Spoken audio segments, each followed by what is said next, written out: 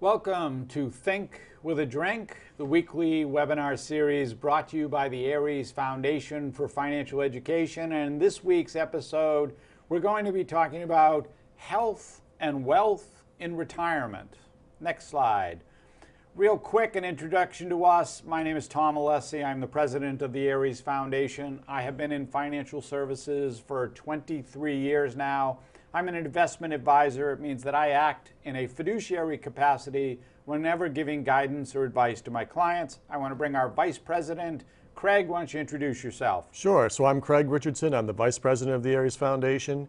I've been in the financial services field a little over 17 years now, and I work with families and small businesses to come up with comprehensive plans so they can have a better relationship with their money. Tremendous. And Craig will be chiming in as we go along this evening. So next slide. Just told you that Think with a Drink is brought to you by the Aries Foundation for Financial Education. You can visit our site. It's www.ariesfoundation.org. And our mission is trying to help everyone have a better relationship with their money. Next slide. I'm not going to read the disclosures. Who needs thinking disclosures? No, just understand we're a nonprofit. This is meant to be educational and information. Next slide. So it gets us to the fun part of this evening, which is we call this Think with a Drink because we want to have this be a more casual and relaxed presentation. And so we can't think of a better way to do that than if we have something cold to sip on as we're going through this. We hope our audience participates as well. Tonight we're drinking from our friends out in Worcester, the Wormtown Brewery, their summer ale, because we're trying to be in the health and wealth and thinking of retirement. So we'll say Skol. Skol. Next slide. So we're the intersection of health and wealth. This is some of the decisions that need to be made in retirement. Next slide. So just understand everybody is living longer. Right? Right now, this is, Craig, the average expectancy right now? For a male, right, 87 years old, and a female, 89 years old. And that's just the average? Correct. Some 50% live longer and 50% die sooner. So next slide. Right? And understand with that right now, those who are between the ages of 61 and 65, there is that likelihood, more than a 50% chance, that you are going to be living 25 to 35 years in retirement. As Craig just said, that's just the average, right? So you could end up being one of those who lives much longer, and that's really where the consideration needs to come in. How am I going to prepare for what ultimately is the longest vacation I'm ever going to take? Next slide. All right, so for Craig and I, whenever we talk to anybody about retirement, we use the analogy of climbing a mountain, right? So what's the objective of climbing a mountain? Is it to get to the top? Or is it to get to the top and then get back down alive?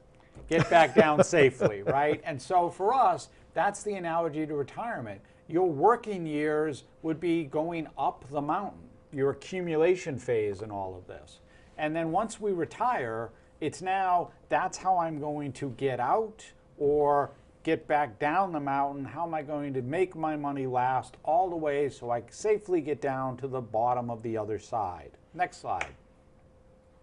Right, so you want to have an integrated approach in all of this, right? Which means that you've got to be thinking about optimizing Social Security because that's income for you. But we also need, so just remember that your money is doing three things in retirement, right? Generating income, providing liquidity, and if it's important for you, a legacy. one of the things that Craig and I talk to everybody about is the fact that not only do you have income, liquidity, possibly legacy, but now you need to be thinking about healthcare and the cost of healthcare and what's that going to mean to you in your retirement. Next slide. All right, so your retirement assets, right? What's your largest asset in your retirement? Is it your home? Maybe. Pension? Possibly. Right? Your retirement plan, your defined contribution. DC stands for defined contribution for everybody out there. That just means you as the employee are making the contribution instead of your employer. That would be a pension plan. And then you have Social Security, right? So when we're looking at your asset, we're asking about what's your largest asset in retirement. Next screen. And it's really not your asset, it's income, right? And what is that income going to mean to you? Your Social Security benefit, when you look at it for a single individual, that's $500,000 probably, based off the time and age and everything that's there. For a married couple, if you both live to average expectancy, you can be talking about $1 million in income being generated by Social Security, if you do it properly, if you figure out when you should be taking it and optimizing that Social Security income. Next slide. All right, so the benefits at a glance. This one's just real quick right now. So right now, the average Social Security payout that's being done is $1,500 a month, which if you do it out, it's $18,000 a year, right? And there's a COLA, that's a cost of living adjustment that goes along with Social Security. The max benefit right now, and we'll go through some of this terminology. Believe me, Social Security, like any other government, likes to throw out acronyms. Yep. But whether it's PIA or FRA or any of that stuff. But just know, if you wait to full retirement age and you a max earner, a max qualifier, that number right now is $3,100 a month. Next slide. So here they are. These are those wonderful acronyms that get thrown around. So FRA just stands for full retirement age. And so just be aware that in the full retirement age, if you were born in 1954 or earlier, your full retirement age is 66. If you were born after 1954 but before 1960, it just every year is a 2-month increment up. So 66 in 2 months, 66 in 4 months, you get it all the way until you get to born in 1960, and anyone born after 1960, your FRA, your full retirement age, is now 67. That's where we are today. We'll talk about some of the confusion and going broke and all that stuff in a second. Well, those are some of those changes they made in order to make Social Security last a little longer, correct? That's the idea behind it, and we'll talk, a little bit about that. I'm not going to go deep into that conversation because that could take a whole nother episode. But the PIA is your primary insurance amount, right? That's just, if you go on to socialsecurity.org, right, .gov basically, and look up your calculation, they're going to tell you at FRA, this is the amount of money you would get on a monthly basis. That's your primary insurance amount. That's what PIA stands for. Next one.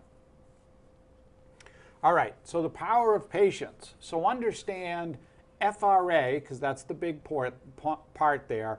If you are waiting until your FRA, your full retirement age, yep. Thank you, in terms of that, I was losing my voice there for a second, right? Anytime you wait past FRA, your benefit amount is going to go up every single month. It's about 0.70% every single month. It's a little bit more than 8% a year. So that if you get to age 70, which is the max benefit, your Social Security would be up 24%. You'd get 124% of whatever you were eligible for at age 67. However, if you take it early, if you take it before your full retirement age, that penalty is about 6.25% per year. So as you can see, if you take FRA, if you take your Social Security at 62, which is the earliest you can file right now, that number is 70% of what your full retirement amount your PIA would have been. So just understand, this is what Craig and I have conversations with people all the time about, is the can I delay or hold off taking Social Security until I'm older because I'm going to get more out of a monthly income. And when you get into retirement, nothing is more important than that generated monthly income, right? Right, and I get a lot of questions lately, out of COVID, a lot of people talking about, well, I want to retire early, and what's that mean? So that Social Security conversation, especially taking it at 62, comes up a lot more often, and talking about whether it makes sense, whether you can bridge and wait, all very, very important conversations. Next slide. All right, so we talked about this with this whole, you're going to hear it, and you do hear it, Social Security is going broke. Well, Social Security is not going broke. What's going broke is the slush fund, the ability to have the additional funding that's on there. But even if everything folds, right, and there's all this problem that occurs, Social Security will still be able to fund 80% by the year 2035. There you can see that's the latest report that came out of the promised benefits available. So that number is 80%. Worst case scenario, as Craig mentioned, some of the changes that had already been implemented, more than likely they will add additional steps to keep the slush fund and keep the ability to keep funding Social Security ongoing.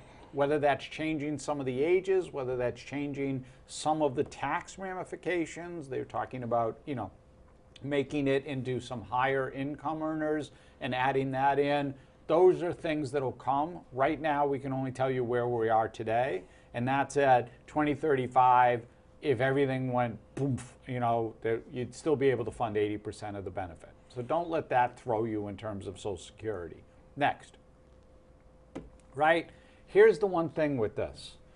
Social Security, when you make that decision, like Craig talked about, where you had, oh, I'm thinking about taking it at 62, or I'm taking it at 64, or whatever, I'm taking it earlier than my FRA, in that situation, it's a one-time thing.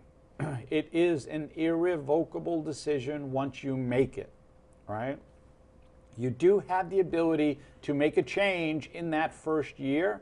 This is a rule change. This is another one of those changes that Craig had talked about and mentioned that, some of the things they've changed. Before, you used to be able to make this decision all the way up to age 70. Not anymore. It's in the year that you make it. You make that choice. Once you get past that 1 year, you're stuck. And like Craig talked about, like sometimes people think, oh, well, I'm going to get out, I'm going to retire, or I'm going to do this, and it doesn't work out. And then they want to go back to work. Well, I'd like to stop my benefits. Not going to happen, right? It's an irrevocable decision. Once you make it, it's in. You're stuck. So it really needs to be this thought out and looked at everything that's going on in your world process to make sure you're making the right decision. Next. Right, so now we get into the healthcare side of things, right? So we talked about the income side, now we're talking about healthcare, right? And so this is just looking at the cost for a couple while you're working, right? So while you're working, your employer, in today's world, that's getting less and less and less, right? Right, more and more on you, yep. But your employer more than likely, in cases, has to cover a portion of your benefit.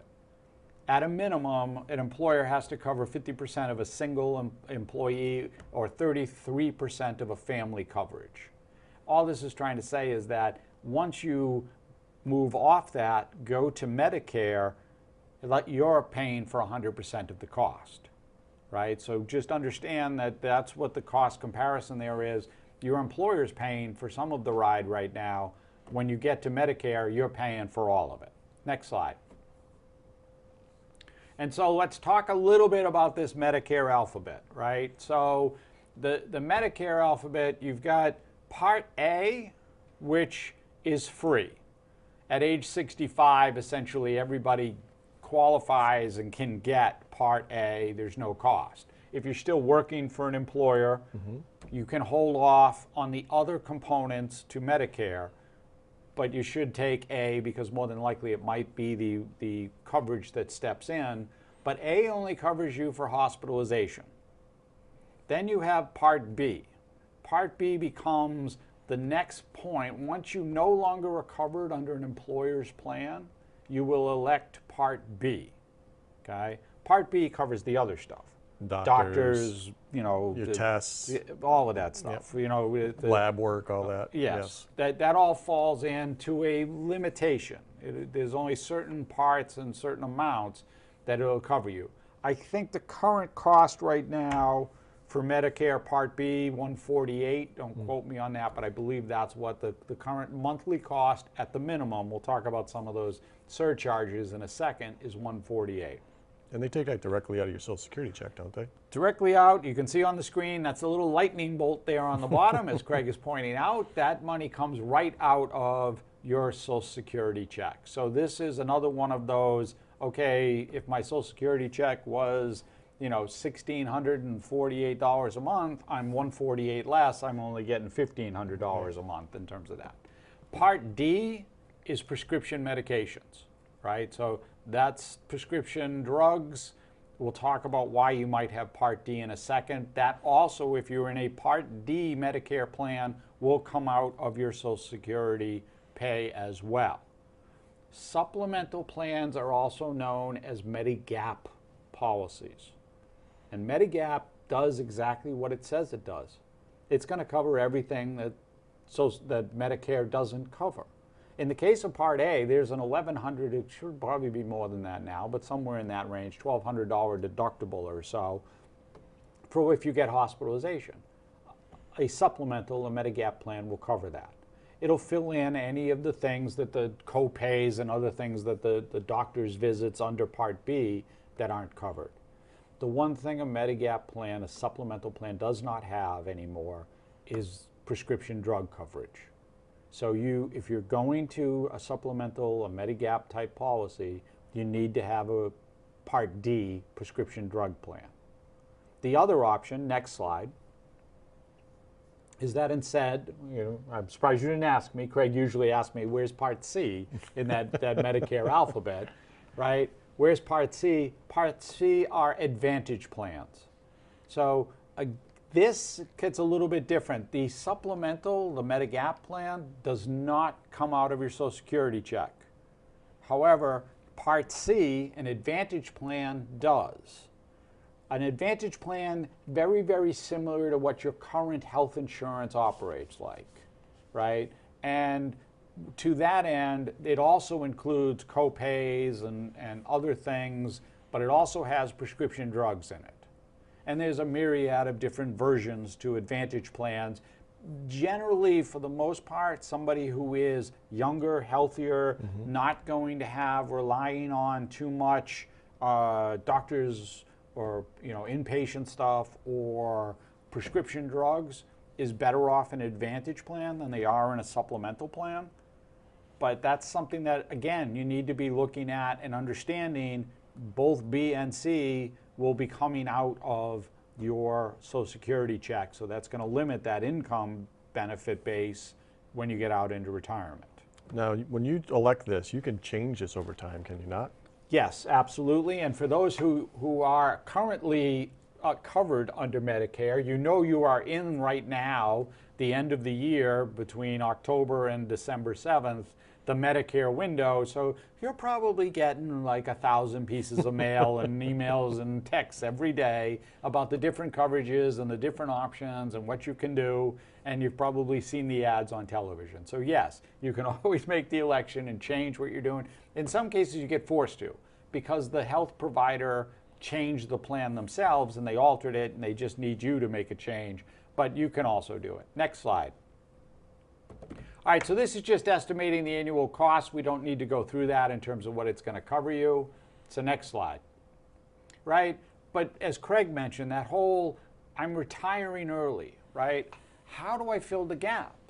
Like, so if I want to or have to or am forced, because for a lot of people, they may say, I want to retire at, today's world, 67. Yeah. The reality is that most people wind up retiring 5 years earlier than they actually project out. And whether that's through the employer, the downsizing, a downturn in the economy, or health reasons that they can't continue. But the average is that it's about a 5-year window there. It's actually like 4.5 years, but we're rounding up in that situation.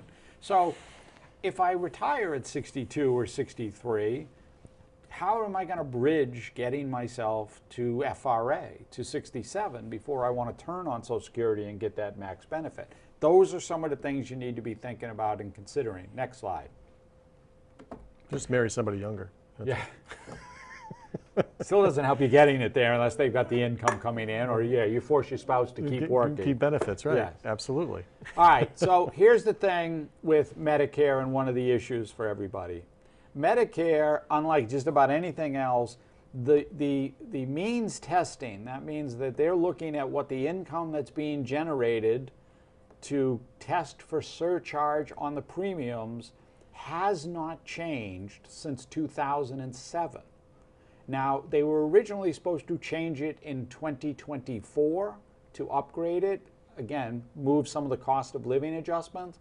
They're not going to do that now until 2028, right now. And again, some of this is because, like Craig mentioned with Social Security and changing times and changing ages, this is so they can get some of that money in that they're trying to do. But this just shows you what those surcharge levels are, and so that you understand what counts against this is your income.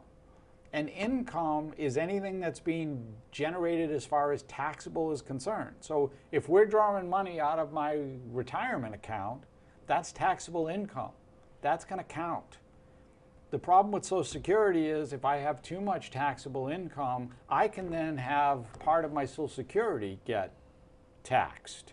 And if that happens, Medicare says I'm going to add that on top of this, and I'm going to start stacking it to look at these premium surcharges. And then if I have dividends or any type of thing, interest that gets paid out, whether it's cash in the bank or bonds or some case, guess what? That gets added on top too.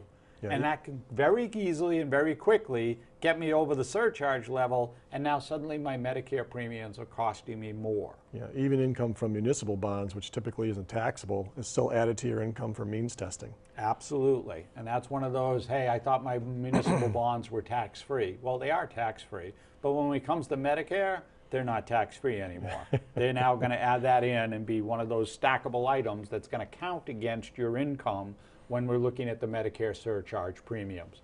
Next slide. And as Craig just mentioned, right? So that modified adjusted gross income, which is magi, I don't know how you pronounce it. Not magic though. Yeah, I'm going to say modified adjusted gross income. It's just easier to say, right? So what increases that, which will trip the wire to say I'm now going to get that Medicare premium? That's Social Security, it's salary, wages, it's pension, it's required minimum distributions. Pretty much that's anything coming out of a retirement account, right? Dividends, capital gains, IRA distributions, and as Craig mentioned, municipal bonds. Any income derived out of municipal bonds is going to count against your modified adjusted gross income. Yep. What doesn't, right, is money that's sitting in a life insurance. Money that's sitting in a non-qualified annuity, a health savings account, HSAs. If you have access to an HSA and you are not taking advantage of the HSA being offered through your employer, do so.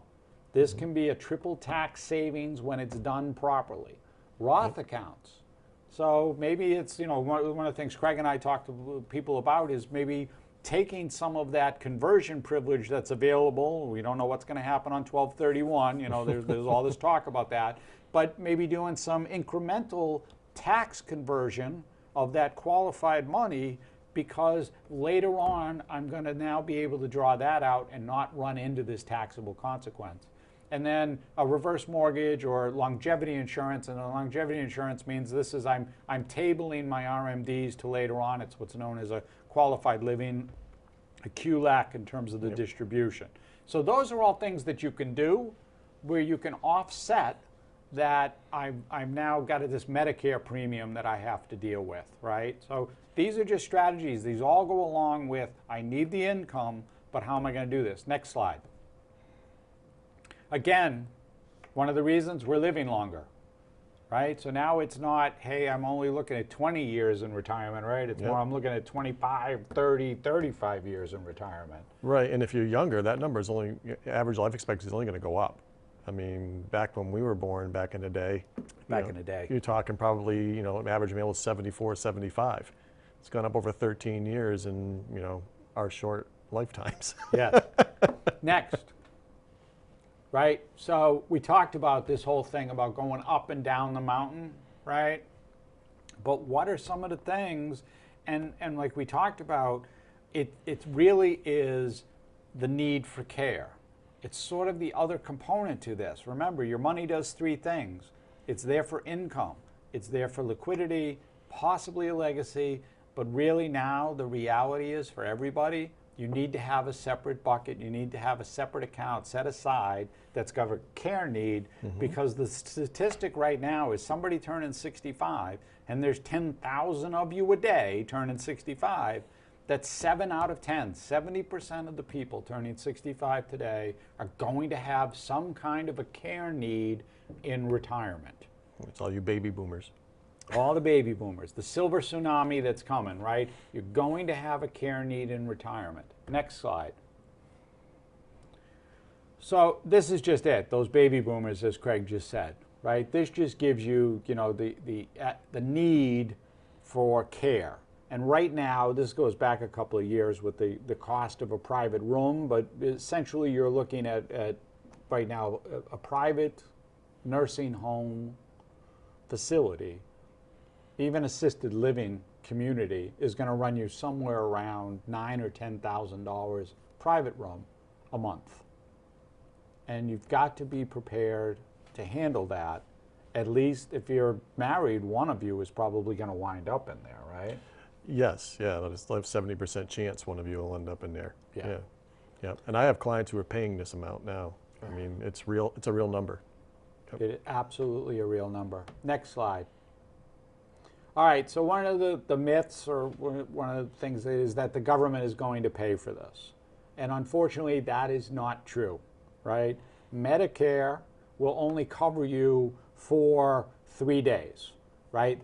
Then they'll cover you for a percentage all the way up to 100 days, and after that, you're on your own. So just know Medicare is not the fail-safe. Next slide.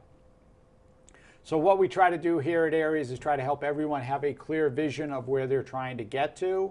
And one of the ways we do that is putting together a plan and sort of helping everybody get a guide and understanding where they're trying to go. Next slide. One of the things we can do for everyone is to do that Social Security, that health and wellness report, give you a sense of what makes sense for you, when collecting is right, when it might not be right, when it may be advantageous. We do that. There's no cost. There's no obligation. It's a complimentary thing we offer to everybody. Next slide. This is Craig and I in our more formal attire when we're out and about. Those are TB12 jerseys. He is the greatest of all time, so we will continue to wear those until he retires. Well, compared to this, that is formal. Yes. This is our more formal attire, right, than we are right now. And last slide. Real quick, if you have any questions, you can reach out to us at www.ariesfoundation.org, or visit, or send us an email at info@ariesfoundation.org. And with that, we're going to say thanks and have a great evening.